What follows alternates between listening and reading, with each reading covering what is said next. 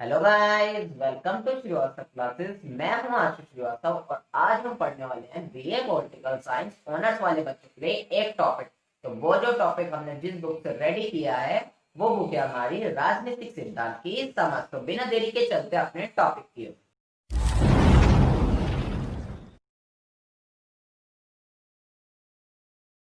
तो टॉपिक हमारा आज का उदारवादी अवधारणा तथा उसके विभिन्न आयाम। चैप्टर नंबर हमारा 5। तो गाइस ये जो हमारा चैप्टर है ये फर्स्ट सेमेस्टर का है और इस चैप्टर के ऊपर ये हमारा फर्स्ट पार्ट है, यानी कि हम इस चैप्टर को और भी पार्ट्स में कवर कराने वाले हैं। तो बिना देरी के बढ़ते हैं अपने पॉइंट्स की ओर। तो फर्स्ट पॉइंट हमारा क्या कहता है, आइए समझते हैं।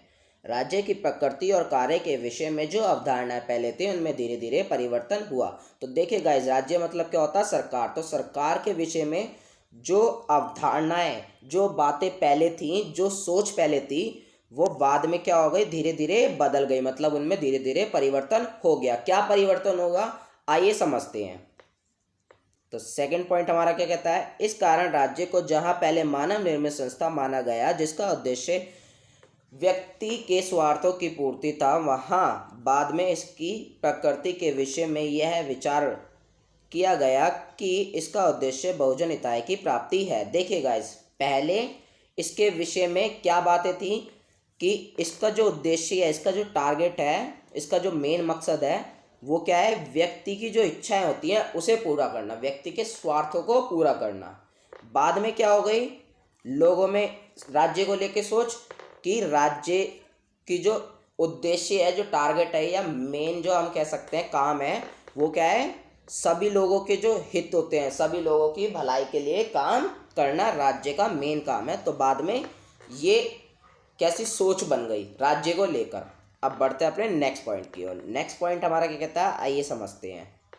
टॉमस होब ने शासक को निरंकुश शक्तियां सौंपी ताकि समाज में शांति व्यवस्था की न केवल स्थापना हो सके अपितु वह नियंत्रण बनी रहे तथा शांति व्यवस्था पूंजीपति वर्ग के लिए आवश्यक थी। देखिए गाइस, जो टॉम होब्स थे ये एक विद्वान थे। विद्वान कौन होते हैं, बहुत जो पढ़े लिखे लोग होते हैं उन्हें हम विद्वान कहते हैं। तो टॉम होब्स ने जो शासक होता है, शासक मतलब राजा जो होता है, उन्हें बहुत सारी शक्तियां दी थी। क्यों दी थी, ताकि जो समाज है, समाज में शांति बनी रहे, और ना केवल बनी रहे बल्कि आगे तक बहुत लंबी शांति चलती रहे। मतलब कि लड़ाई झगड़ा कभी भी ना हो और शांति हमेशा के लिए बनी रही। अब ये शांति जो है ये किन लोगों के लिए अच्छी थी, ये पूंजीवादी वर्ग के लिए आवश्यक थी। क्यों आवश्यक थी पूंजीवादी वर्ग, और पूंजीवादी वर्ग होता क्या है, आइए मैं आपको समझाता हूँ। देखिए गाइस, पूंजीवादी वर्ग उन लोगों के कहते हैं हम जो बहुत पैसे वाले लोग होते हैं, उन्हें हम पूंजीवादी लोग कहते हैं। पूंजी का मतलब ही होता है पैसा। तो पूंजीवादी लोगों के लिए ये आवश्यक थी। क्यों आवश्यक थी, अगर मान लीजिए मजदूर लड़ाई दंगे कर देते हैं अपनी मजदूरी को लेके या किसी भी चीज़ को लेके, तो उनके काम धंधे सब बंद हो जाते। तो ये जो उदारवादी थे, मतलब जो टॉमस होब थे, ये उदारवादी थे और उदारवादी हमेशा पूंजीवाद का समर्थन करते हैं, इसलिए ऐसा कहा गया है इस पॉइंट में। तो बिना देरी के बढ़ते हैं अपने नेक्स्ट पॉइंट की ओर। तो नेक्स्ट पॉइंट हमारा क्या कह रहा है, आइए समझते हैं।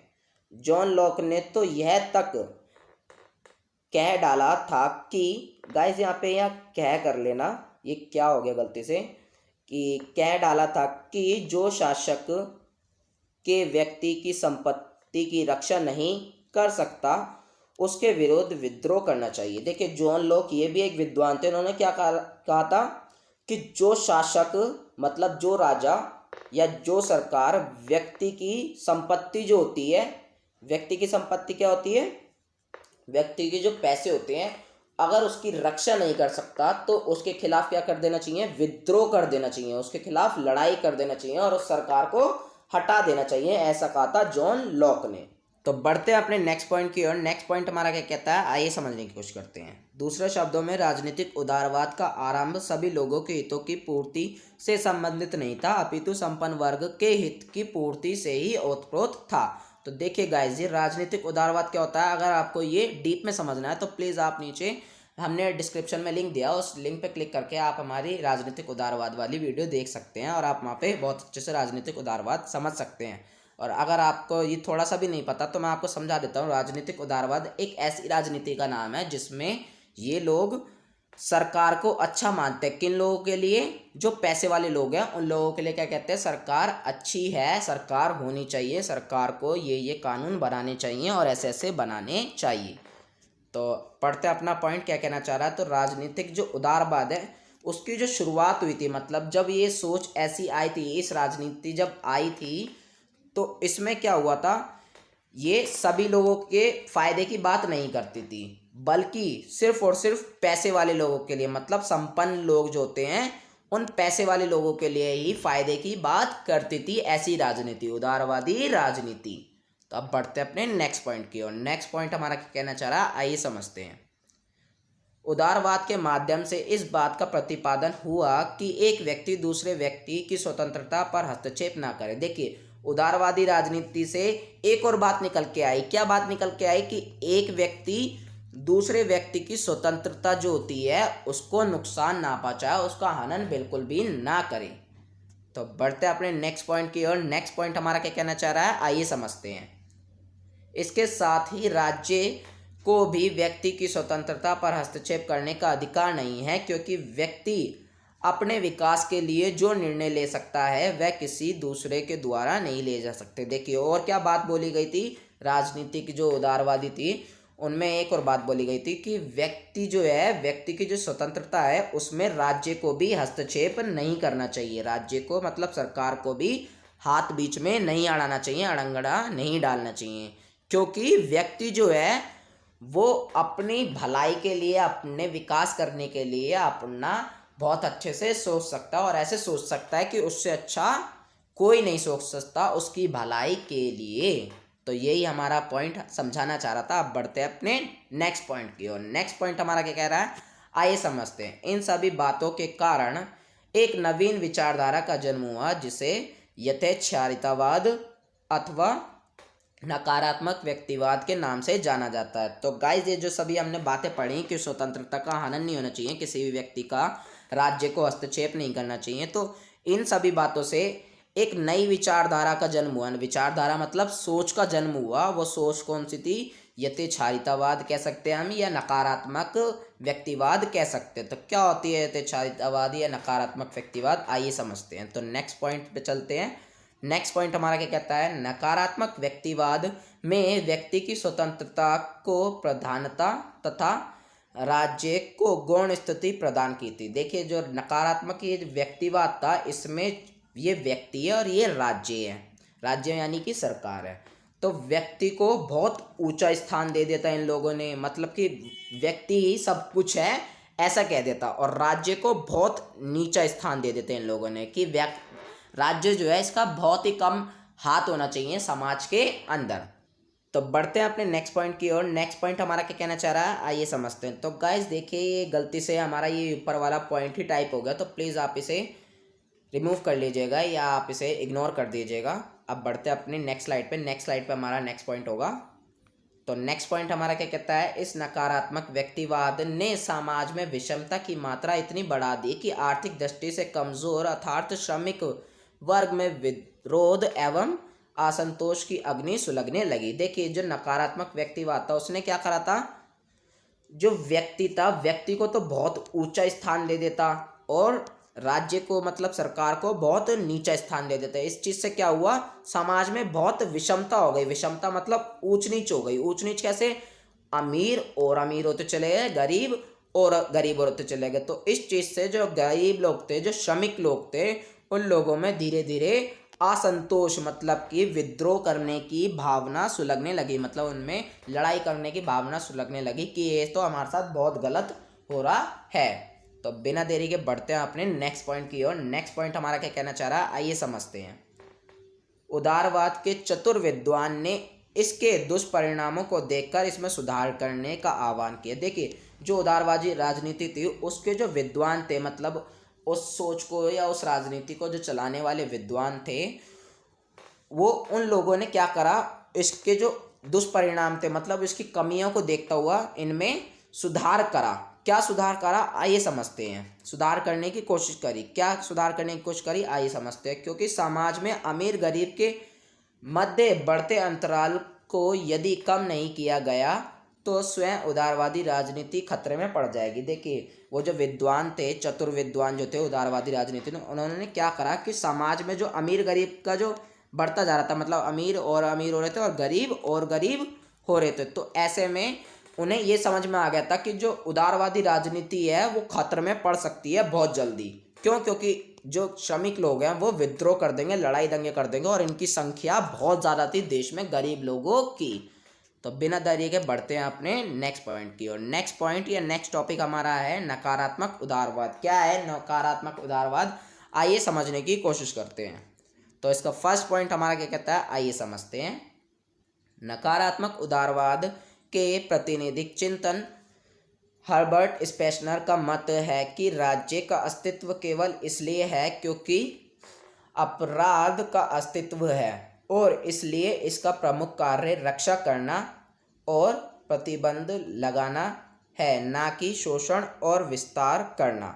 देखिए गाइस, जो नकारात्मक जो उदारवाद है उसके जो चिंतक थे, मतलब कि उसके जो प्रतिनिधिक चिंतन थे, मतलब उसको मानने वाले जो व्यक्ति थे वो कौन थे? हर्बर्ट स्पेशनर। तो उन्होंने एक बात कही।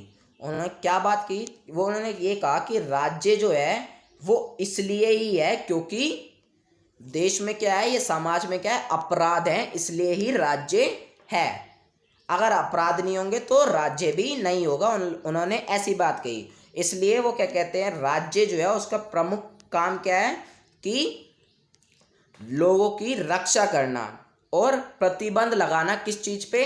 ये जो अपराध है इन चीजों पर प्रतिबंध लगाना, इन पे रोक करना, ना कि लोगों के पोषण और विस्तार करना। ठीक है गाइज, तो बढ़ते हैं अपने नेक्स्ट पॉइंट की ओर। नेक्स्ट पॉइंट हमारा क्या कहना चाह रहा है, आइए समझने की कोशिश करते हैं।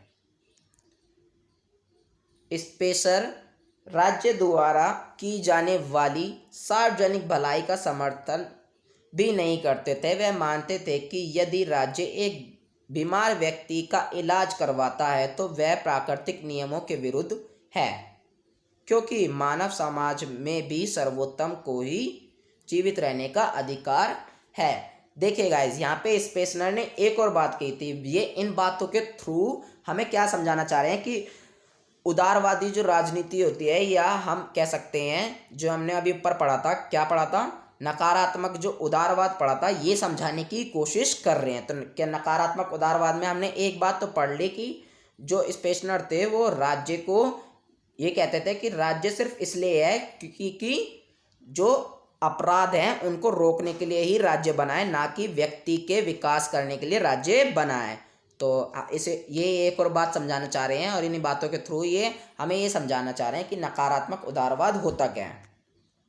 तो क्या कहा इन्होंने इस पॉइंट में? इन्होंने इस पॉइंट में ये कहा कि जो राज्य सभी लोगों की जो भलाई करता है उसका भी, उसे भी इन्होंने क्या बताया, गलत बताया कि ऐसा नहीं करना चाहिए। क्यों?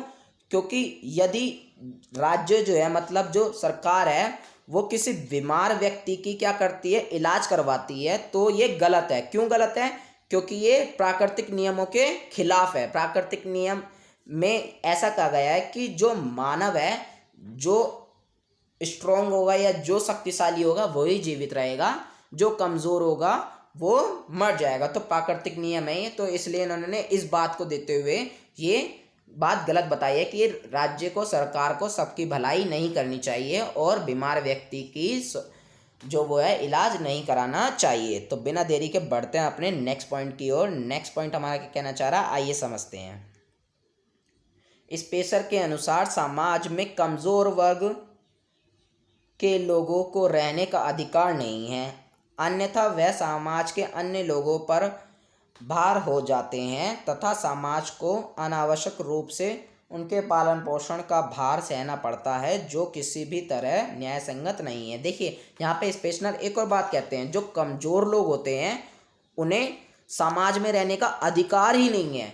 क्यों अधिकार नहीं है? क्योंकि वो जो बाकी के लोग होंगे, जो अमीर लोग होंगे, जो ताकतवर लोग होंगे, अमीर से ताकतवर से हमारा मतलब है पैसे वाले जो लोग होंगे, उन पर क्या होगा, दबाव पड़ेगा इन कमज़ोर लोगों का, और सरकार पे भी दबाव पड़ेगा। कैसे? सरकार पे और समाज पे, क्योंकि समाज में जब ये लोग कमा नहीं पाएंगे, खा नहीं पाएंगे, तो सरकार को ही खिलाना पड़ेगा। तो ये ऐसा ये कहना चाह रहे हैं कि सरकार पे भी, या समाज पे भी दबाव पड़ता है और ये फिर क्या करते हैं, ये चीज़ न्याय संगत है, मतलब कि ये ठीक नहीं है। जो जो ये कमज़ोर लोग हैं जो समाज में रहते हैं, ये ठीक नहीं है। स्पेशनर ने ऐसा कहा था। तो गाइज हमारा आज का टॉपिक यहीं फिनिश होता है। अब हम अपने इस चैप्टर के नेक्स्ट पार्ट में इसी चैप्टर को कंटिन्यू करने वाले हैं। तो गाइज मैं उम्मीद करता हूँ कि आपको ये टॉपिक बहुत अच्छे से समझ में आ चुका होगा। अगर आपके इस टॉपिक से रिलेटेड कोई भी डाउट रहता है तो प्लीज़ आप नीचे कमेंट बॉक्स में कमेंट कीजिए। मैं आपके कमेंट पे बेस पे आपको बहुत अच्छे से समझाने की कोशिश करूँगा। और अगर आपको इस टॉपिक की पीडीएफ चाहिए तो प्लीज़ गाइज नीचे डिस्क्रिप्शन में हमने एक लिंक दिया, उस लिंक पे क्लिक करके आप पीडीएफ डाउनलोड कर सकते हैं। तो मिलते हैं गाइज अपनी नेक्स्ट वीडियो में नेक्स्ट टॉपिक के साथ। तो तब तक के लिए थैंक्स फॉर वॉचिंग। जय हिंद, जय भारत। पसंद आए तो लाइक करिए, सब्सक्राइब करिए और शेयर तो जरूर करिए।